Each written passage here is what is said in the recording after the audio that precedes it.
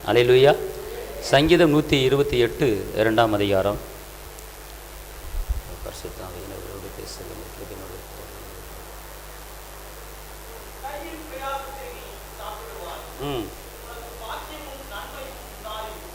அல்லேலூயா. வானம் ஒளிந்தாலும் பூமி ஒளிந்தாலும் என்னுடைய வார்த்தை ஒழியாது என்று சொன்ன அந்த இரட்சகர் எத்தனையோ வார்த்தைகளை நம்மோடு பேசியிருக்கிறார். ஆனால் இந்த நாளிலே நம்மோடு சொல்லுகிற ஒரு காரியம், உன் கையின் பிரயாசத்தை நீ சாப்பிடுவாய், உனக்கு பாக்கியமும் நன்மையும் உண்டாகியிருக்கும். அதாவது வாக்குத்தத்தம் பண்ணினவர், வாக்கு மாறாதவர், நீ இந்த பூமியிலே எப்படி இருக்க வேண்டும், எப்படி வாழ வேண்டும், எந்த வகையில் நாம் இருக்க வேண்டும் என்று கேட்டால், உன் கையின் பிரயாசத்தை நீ சாப்பிட வேண்டும், மாறாக உனக்கு பாக்கியமும் நன்மையும் என்ன செய்ய வேண்டும், உண்டாயிருக்க வேண்டும். உன் கையின் பிரயாசம் என்றால் என்ன அப்படின்னா, நாம் உழைக்கிறது, நாம் சம்பாதிக்கிறது. இன்று நாம் தினமும் வேலை பார்க்கிறோம், ஓடுகிறோம், சம்பாதிக்கிறோம். ஆனால் அந்த வருமானம், அந்த சம்பாத்தியம் நம்முடைய கைகளிலே தங்க வேண்டும். அந்த சம்பாத்தியத்தை, அந்த வருமானத்தை நாம் சாப்பிட வேண்டும். அதுக்கு பிற்பாடு உனக்கு பாக்கியமும் உனக்கு நன்மைகளும் உண்டாகியிருக்கும்.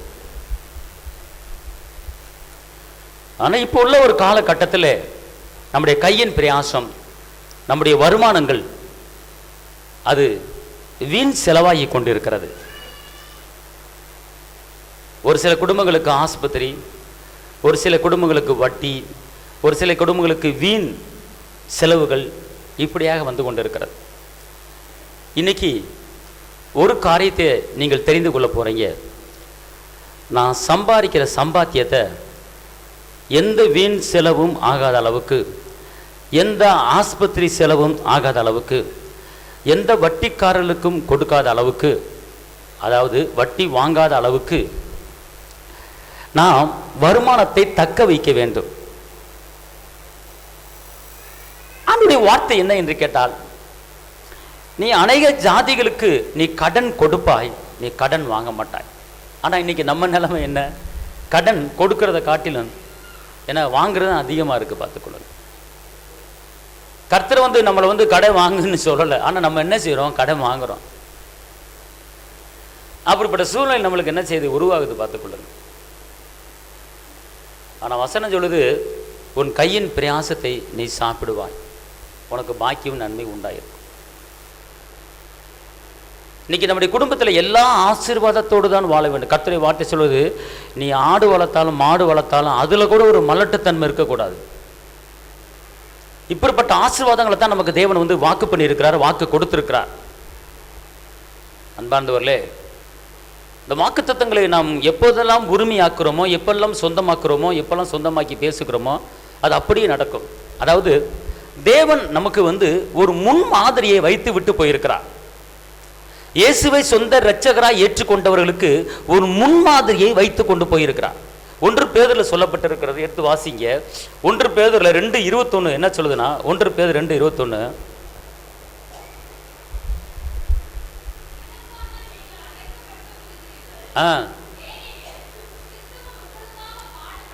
கிறிஸ்துவும் உங்களுக்காக நமக்காக பாடுபட்டு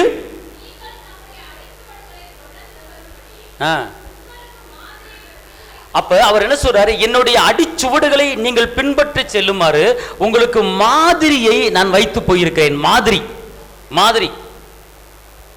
அதாவது எப்படின்னா, உன்னை நான் சும்மா விட்டுட்டு போலப்பா, உன் சிலுவையில் ரத்தம் சிந்திருக்கிறேன், அடிக்கப்பட்டிருக்கிறேன், நொறுக்கப்பட்டிருக்கிறேன், நிந்திக்கப்பட்டிருக்கிறேன், அவமானப்பட்டிருக்கிறேன். உனக்கு எல்லா ஆசீர்வாதங்களையும், எல்லா சுகத்தையும், எல்லா பலத்தையும், எல்லா பலனையும் உனக்கு நான் கொடுத்து விட்டுட்டு, நான் தேற்றவரனாகிய பரிசுத்த ஆவியானவரை உனக்கு அனுப்பி வச்சுட்டு நான் போயிருக்கிறேன். மாத்திரமல்ல, நீ இந்த பூமியிலே உன்னை பொல்லாங்கன் தொட வருவான், பிசாசு தொட வருவான், உனக்கு நஷ்டம் உண்டு பண்ணும்படி, உனக்கு பலவீனத்தை கொடுக்கும்படி பல காரியங்களை செய்ய பிசாசு கெர்ச்சிக்கிற சிங்கம் போல எவனை விழுங்கலாம் என்று வகை தேடி கொண்டு வருவான். ஆனால் இதிலிருந்து நீ தப்பிவித்து இந்த பூமியிலே நடப்பதற்கு நான் உனக்கு ஒரு மாதிரியை வைத்து போயிருக்கிறேன். உனக்கு ஒரு மாதிரி வச்சிருக்கிறேன். நீ எப்படி இருக்கணும், எப்படி போகணும், என்ன செய்யணும் அப்படின்னு சொல்லி மாதிரியை முன்னால வச்சிருக்கிறேன். என்னுடைய அடிச்சுவடுகளை நீ பின்பற்றி செல்லு. நான் எந்த பாதையில நடக்க சொல்லி இருக்கிறனோ, என்னுடைய அடிச்சுவடு என்று ஒன்று இருக்கிறது, என் வார்த்தை என்று ஒன்று இருக்கிறது, என் கட்டளை என்று ஒன்று இருக்கிறது, என் கற்பனை என்று ஒன்று இருக்கிறது. இதை நீ கால் அது மேல வச்சு நீ என்ன செய், மாதிரியை பின்பற்றி செல் என்று வச்சிருக்கிறார். இப்படி கரெக்டா போகும்போது நம்மளுக்கு என்ன வராதான், நஷ்டம் வராதான். நம்ம கையின் பிராசத்தை நம்ம தான் என்ன செய்வோம், சாப்பிடுவோம். பார்த்துக்கொள்ள இன்னைக்கு நம்ம சூழ்நிலை என்ன ஆகுது, கடன் வாங்குற ஒரு சூழ்நிலை தான் எல்லாருமே இருக்கிறோம். ஆனால் கர்த்தர் வந்து நீ கடன் வாங்கு அப்படின்னு சொல்லலை. உன் கையின் பிரயாசத்தை நீ சாப்பிடு. அதாவது நீ சம்பாதிக்கிற பணம் விரையும் ஆகக்கூடாதுப்பா, விரையும் ஆகக்கூடாது. நீ கஷ்டப்படுற, நீ உழைக்கிற, நீ ஓடுற, நீ நேரத்தை வீணடிக்கிற, நீ வீணடிக்காமல் அங்கே ஓடி இங்கே ஓடி தூக்கம் இல்லாமல் கஷ்டப்பட்டு சம்பாரிச்சு ஒன்றுமில்லாமல் ஒரு இடத்த கொடுக்கும் போகும்போது அவருடைய பலன் என்ன ஆகுதுன்னு கேட்டிங்கன்னா, நம்ம சாப்பிட முடியாம, நம்ம குடும்பத்துக்கு கொடுக்க முடியாது, நம்ம பிள்ளைகளுக்கு கொடுக்க முடியாம எங்கேயோ ஒரு பக்கம் என்ன செய்யுது, வீணா போய்கிட்டு இருக்கு. அப்ப நம்முடைய உழைப்பு தான் என்ன, நம்முடைய பலன் தான் என்ன, நம்முடைய பிரயாசம் தான் என்ன? தூக்கம் இல்லாம கஷ்டப்பட்டு ஓடி ஆடி அலைஞ்சு சம்பாதிக்கிறோமே, அது ஏன் தங்க மாட்டேங்குது? அதுக்கு என்ன காரணம்? ஏன் அது ஒரு தீர்மானம் பண்ணி அதை ஒரு முடிவெடுத்து இப்படிப்பட்ட வருமானங்கள் வீண் அடிக்க கூடாது என்கிற ஒரு காரியத்திலே இதுக்கு என்ன செய்யணும், எப்படி இருக்கணும், எப்படி நடக்கணும், இதுக்கு மாற்ற வழி என்ன, இதுக்கு பரிகாரம் என்ன அப்படிங்கிற காரியத்திலே நாம் முழு மூச்சா இறங்கி நம்ம வந்து கர்த்தருடைய வார்த்தைக்கு கட்டுப்பட்டு அப்படி அடிச்சுவலை பின்பற்றி செல்லும் போது கர்த்தர் ஒரு மாற்றத்தை செய்வார். பாருங்க, நீதிமொழியில் 10:22 என்ன சொல்லுதுன்னா, கர்த்தருடைய ஆசீர்வாதமே ஐஸ்வர்யத்தை தரும், அவர் வேதனையை கூட்ட மாட்டார். நீதிமொழிகள் 5:10 வாசிங்க பாப்பா. நீதிமொழிகள் 5:10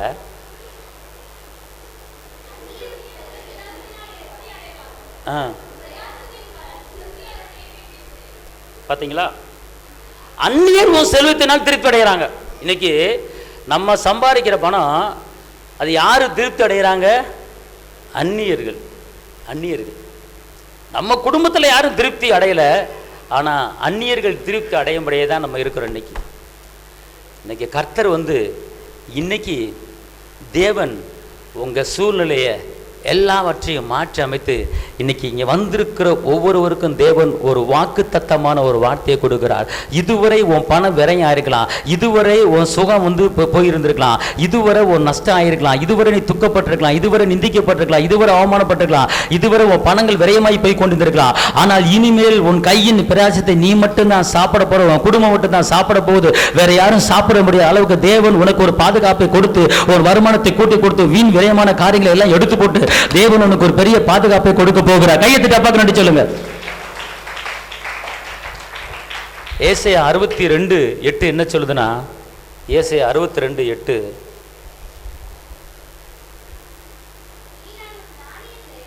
இனி நான் உன்னுடைய தானியத்தை உன்னுடைய சத்துருக்களுக்கு உன்னுடைய எதிராளிக்கு நான் ஆகாரமா இனிமே நான் கொடுக்க போவது கிடையாது. உன் பிரயாசத்தினால் ஆகிய திராட்சை ரசத்தை அந்நிய புத்திரர் உனக்கு விரோதமாய் உனக்கு எதிராக இருக்கிற அந்நியர்கள் உன்னுடைய திராட்சை ரசத்தை உன் சம்பாத்தியத்தை வேறு ஒருத்தர்கள் இனிமேல் குடிக்க மாட்டார்கள். நீ மட்டும்தான் குடிக்க போற, உன் குடும்பம் மாத்திரம் தான் குடிக்க போகுது, நீ தான் சம்பாதிக்க போற, நீ தான் சேர்த்து வைக்க போற. கர்த்தர் அப்படிப்பட்ட ஒரு சூழ்நிலையை கர்த்தர் உங்களுக்கு உருவாக்கி கொடுக்க போறாரு. ஆமென். அப்புறம் என்ன போட்டிருக்கு?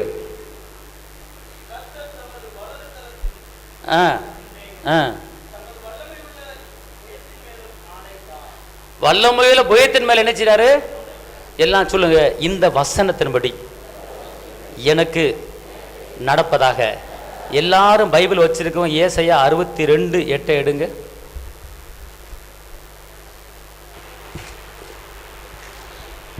எல்லாரும் பைபிள் வச்சிருக்கிறவங்க.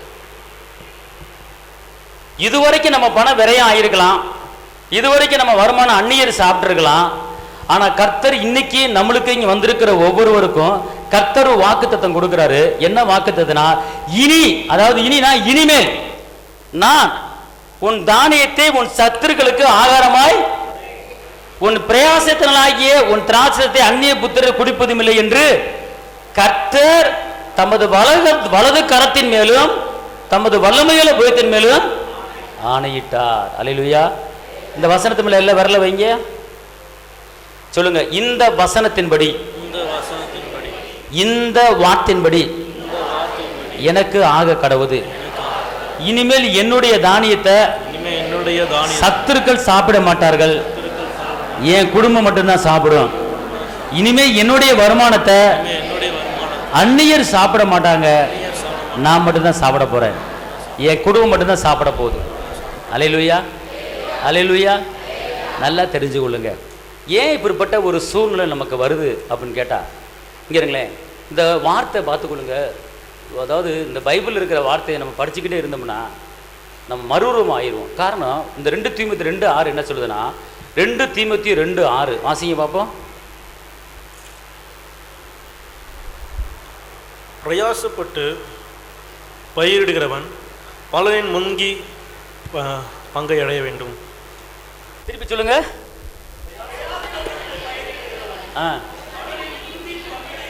அதாவது பிரயாசப்பட்டு பயிரிடுகிறவன் அதோடைய பலனை என்ன செய்யணுமா, முந்தி அவன் என்ன செய்யணும், அனுபவிக்கணும். புரியுதா புரியலையா உங்களுக்கு? அந்நியர் அனுபவிக்க கூடாது, நம்ம தான் என்ன செய்யணும், அனுபவிக்கணும். அதான் பிரயாசப்பட்டு நம்ம வேலை செய்யறோம், பிரயாசப்பட்டு உழைக்கிறோம், பிரயாசப்பட்டு பிசினஸ் பண்றோம், பிரயாசப்பட்டு தொழில் பண்றோம்.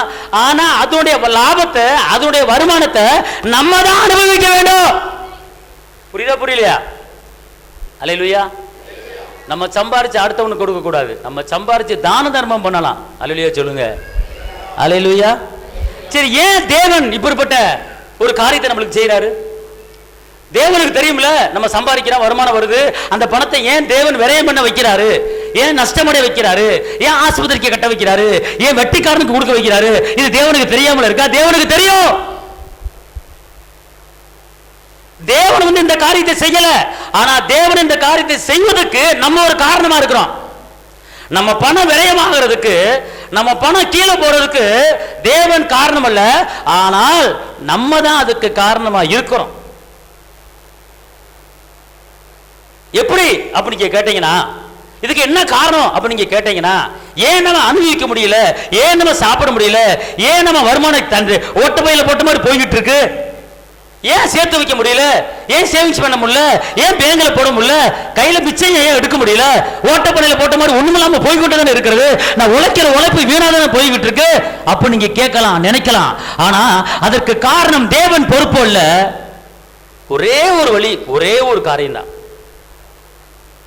ஒரே ஒரு காரியம் தான் நம்ம செய்யறோம். இதனாலதான் நம்மளுக்கு இப்படிப்பட்ட ஒரு காரியம் நடக்குது. ஒரு அலையிலே சொல்லுங்க. பிரசங்கி 5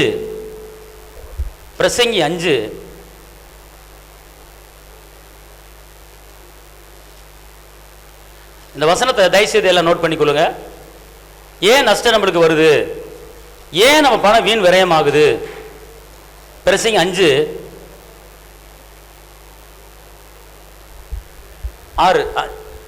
வாசிங்க.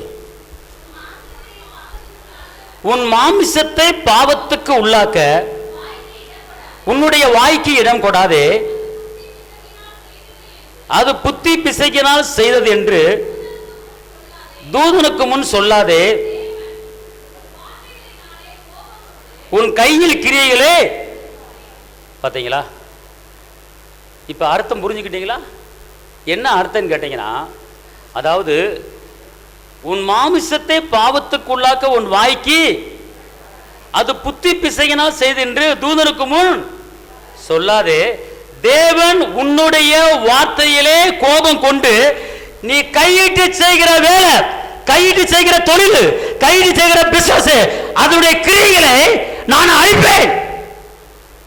அப்ப அழிக்கிறதுக்கு யார் காரணம் அப்படின்னு கேட்டீங்கன்னா, உன் வாயினால நீ பாவம் செய்வதனால, நீ தூதருக்கு முன்பாக, கர்த்தருக்கு முன்பாக, தேவனுக்கு முன்பாக வாயை நீ பாதுகாக்காமல் இருப்பதனால கர்த்தர் சொல்றாரு, அதனாலதான் நான் உன் மேல கோபம் கொள்றேன். நான் கோபம் கொள்றதுக்கு ஒரு காரணம் இருக்குப்பா, உன் கையின் கிரியைகளை நான் அழிக்கிறதுக்கு ஒரு காரணம் இருக்குப்பா. அப்பனா நீ பேசுறத சரியா நீ பேச மாட்ட, நீ எதை பேசணும் எதை பேசக்கூடாது சிந்தித்து பேச மாட்ட. நான் உன் வார்த்தையை கவனிக்கிறேன். திருப்பி அந்த வசனத்தை ஒருத்தர் வாசிங்க. மாம்சத்தை ஆ ஆ ம் தேவன் வந்து கோபம் கொள்றாராம். தேவன் வந்து நினைச்சாராம், கோபப்படுறாராம். இங்க இருக்க கடவுள் தேவன் கோபப்படுறாரு. எப்ப கோபப்படுறாரு அப்ப நீங்க போட்டிருக்கு, நீ தேவையில்லாத வார்த்தைகளை நீ பேசும்போது நான் உன் மேல கோபம் கொள்றேன், கோபம் கொண்டுட்டு அப்படியே நான் உன்னை விட மாட்டேன். ரெண்டாவது, நீ என்ன வேலை பண்ணிக்கிட்டு இருக்கிற, என்ன தொழில் பண்ணி கொண்டு இருக்கிற, என்ன பிசினஸ் பண்ணி கொண்டு இருக்கிற, அதோடைய கிரியைகள் இருக்கு தெரியுமா, அதனுடைய வருமானம் இருக்கு தெரியுமா, அது லாபம் இருக்கு தெரியுமா, அதை நான் என்ன செய்ய போறேன், அழிக்க போறேன். உன் கையின் கிரியைகளை அழிப்பானே, உன் கையின் பிரயாசத்தை நீ சாப்பிடுவாய் என்ற வாக்கு இருக்கிறது. ஆனால் இங்கு நான் வாக்குத்தத்தம் கொடுத்துட்டேன், ஆனா அந்த வாக்குத்தத்தத்தை நீ சரியான முறையில பயன்படுத்தல. நீ வாழ்ந்துரு, உயர்ந்துரு, செழித்திரு நான் சொல்றேன், அதை சரியான முறையில் நீ பயன்படுத்தாம உன் வாயினால நீ பாவத்தை வச்சுட்டு உன் வாயினால நீ பேசி என்ன கோபப்படுத்திட்டு நீ நஷ்டம் அடையும்படி நீ ஒரு காரணமா இருக்கிறாய். நீ நஷ்டம் அடைவதற்கு என்ன காரணம் அப்படின்னு கேட்டா நம்முடைய வாய் தான், நம்முடைய வாய் தான். எபேசியர் 4:29 சொல்லுகிறது, கெட்ட வார்த்தை ஒன்று உங்க வாயில புறப்பட்டு வரக்கூடாது என்று சொல்லப்பட்டிருக்கிறது. கெட்ட வார்த்தை ஒன்று வாயில புறப்பட்டு வரக்கூடாது. அன்பார்ந்தவர்களே, நல்லதை மாத்திரம் தான் பேச வேண்டுமே தவிர இன்னைக்கு ஏன் நம்ம டெவலப்மெண்ட் ஆக முடியலன்னு கேட்டீங்கன்னா, ஒரு 4 பேர் சேர்ந்தா, ஒரு 3 பேர் சேர்ந்தா அவர்கள் பேசுகிற காரியம் எப்படிப்பட்ட காரியமா இருக்கிறது, அடுத்தவர்களை பத்தி வேற ஒரு காரியங்களை பற்றி குறை கூறுவதும் குற்றப்படுத்துவதும் புறணை பேசுவதும் இப்படிப்பட்ட காரியத்தில் இருக்கும்போது தேவனுக்கு நம் கோபத்தை உண்டாக்குகிறோம். அந்த கோபத்தை உண்டாக்குவது மாத்திரமல்லாமல் நம்ம செய்யற வேலையை அவர் என்ன செய்யறாரா, நான் அதில் கையை வைக்க போறேன் அப்படிங்கிறார். நான் ஆசீர்வதிக்கிற தேவன் தான், நான் உயர்த்துகிற தேவன் தான், நீ பேச்சுக்கிற பேச்சு சரியில்லைப்பா, நீ வாயை திறந்து அளக்கிற அளப்பு சரியில்லைப்பா, அதனாலதான்ப்பா நான் வந்து என்ன செய்றேன், அவன் கையின் கிரியையில என்ன செய்றேன், நான் கை வைக்கிறேன். நஷ்டமடைவதற்கு என்ன காரணம் நல்லா தெரிஞ்சுக்கொள்ளுங்க. இன்னைக்கு ஒரே ஒரு காரியம் பார்த்துக்கொள்ளுங்க, இந்த வாயை மட்டும் நம்ம சரியான முறையில் காத்துக்கிட்டோம்னா நம்மளை போல உயர்ந்தவங்க யாருமே கிடையாது. நம்ம தான் மலை மேல இருக்கிற பட்டணம்ல உயர்கிற ஒரு ஆளு. நல்லா கவனிங்க, மல்கியா 3:16 என்ன சொல்லுதுன்னா, மல்கியா 3:16 மல்கியா 3:16 ஆ ஆ ம்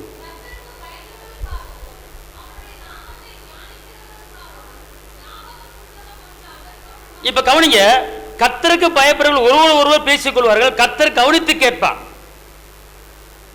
நல்லா கவனிங்க, இன்னைக்கு உங்க வீட்டுகளில் நீங்க பேசுறத கவனிக்கிறாங்களா கவனிக்கலையோ, ஆனா அவர் கவனிச்சு கேட்பார், பார்த்து அவர் பார்த்துக்கிட்டு இருக்கார். அது மாத்திரமல்ல, நீங்க பேசுகிற ஒவ்வொரு பேச்சும் ஜீவ புஸ்தகத்திலே எழுதப்பட்டு கொண்டிருக்கிறது. நீங்கள் நன்மைகளை பேசுகிறீர்களா, நீங்கள் தீமைகளை பேசுகிறீர்களா, நல்லதை பேசுகிறீங்களா, கெட்டதை பேசுறீங்களா, நீங்க துக்கத்தை பேசுறீங்களா, நீங்க நன்மையை பேசுறீங்களா, எந்த பேச்சு உங்க வாயிலிருந்து வந்தாலும் அந்த பேச்சு அதை அவர் கவனித்துக் கொண்டிருக்கிறார். மனிதர்களை நாம் ஏமாற்றி விடலாம், ஆனால் இங்க கர்த்தர் சொல்றாரு, கர்த்தர் கவனித்து கேட்பார். கர்த்தர் நினைச்சுவார், கவனித்து கேட்பார். சில பஸ்ஸில் போகும்போது சில பொம்பளை பிள்ளைங்க போன்ல பேசுங்க, இப்படி காதில் மாட்டிக்கிட்டு பேசுங்க.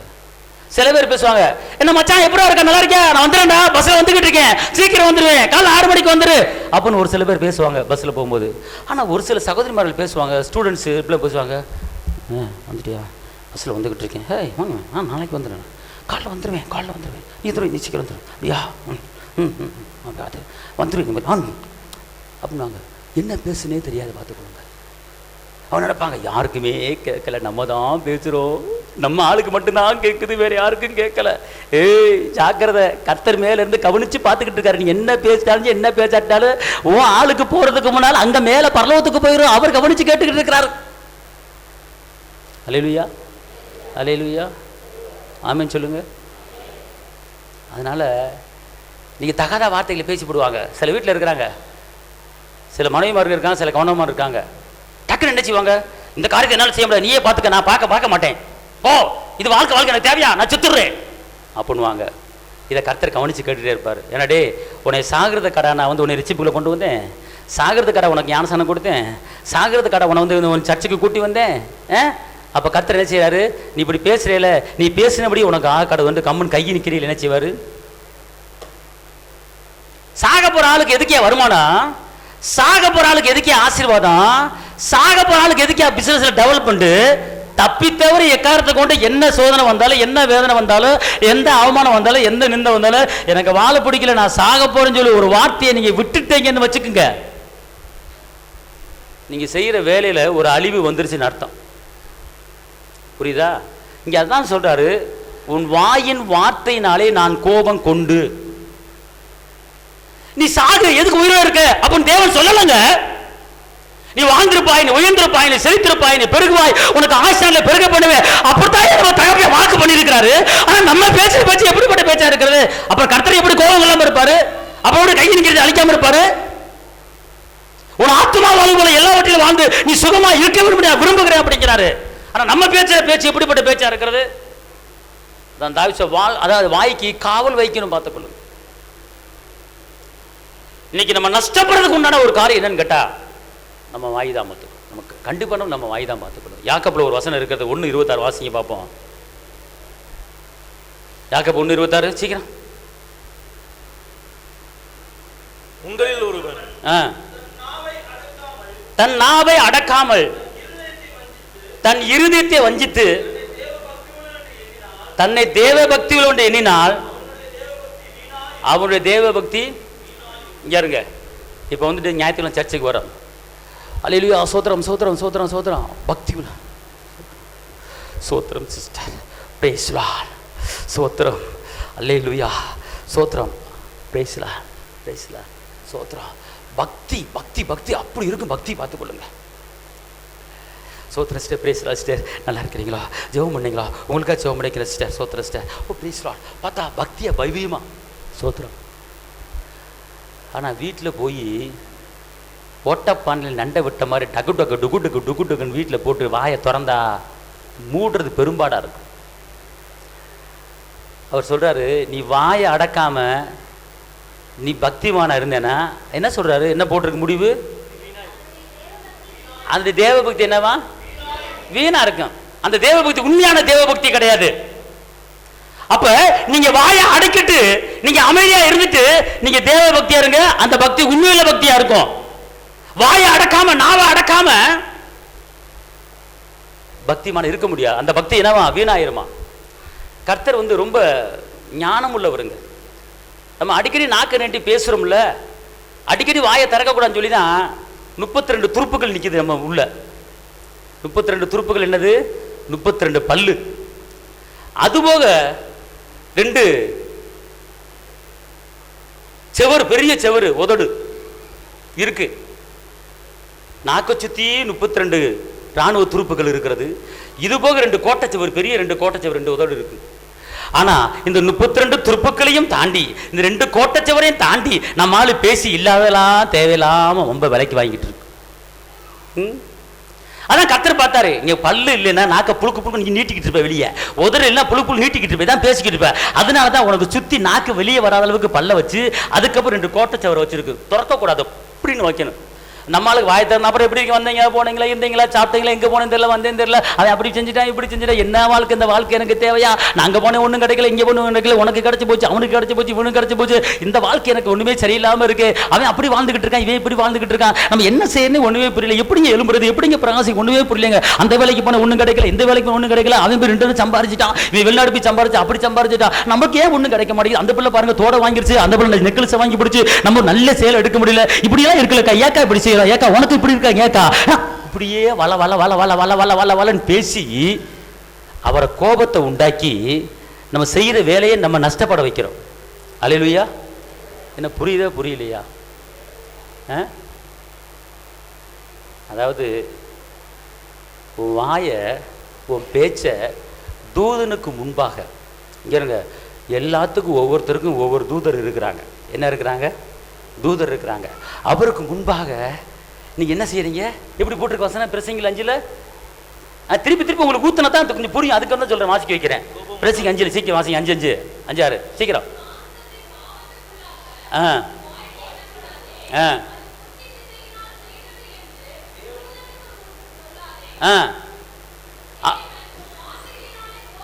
எப்படி தேவன் எதுல கோபம் கொள்றாரு? இங்க வருங்க. இப்ப இப்போ ஒரு தகப்பன் இருக்காரு, பிள்ளைக்கு வந்து ஒரு வீடு வாங்கி கொடுத்துட்டாரு. இந்த வீடு உனக்கடா அப்படின்ட்டாரு தகப்பன்.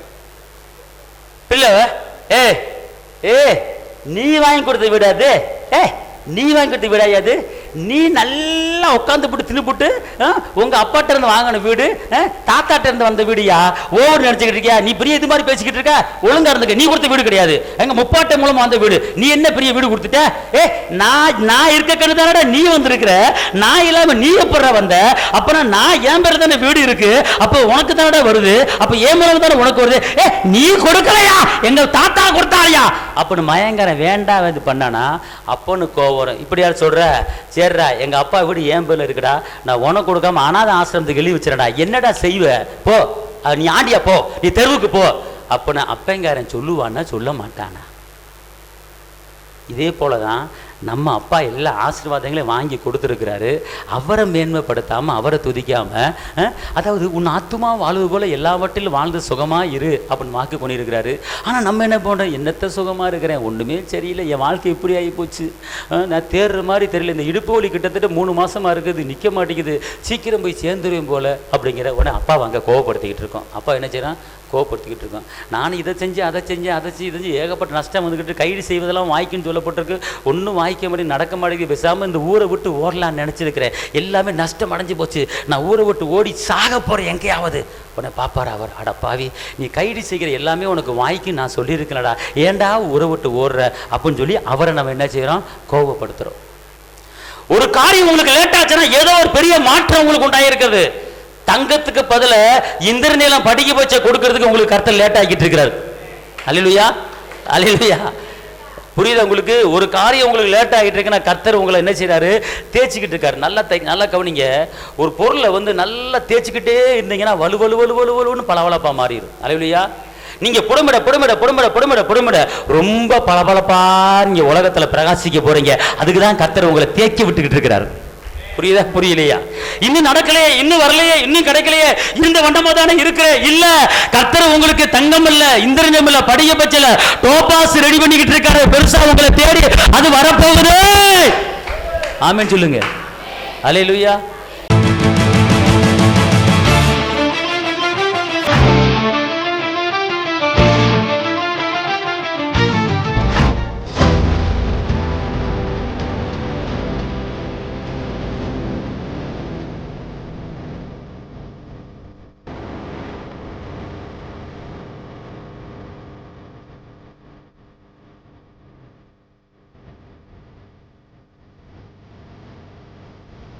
உங்கள் வாழ்க்கையில் போராட்டமா, கண்ணீரா, வேதனையா?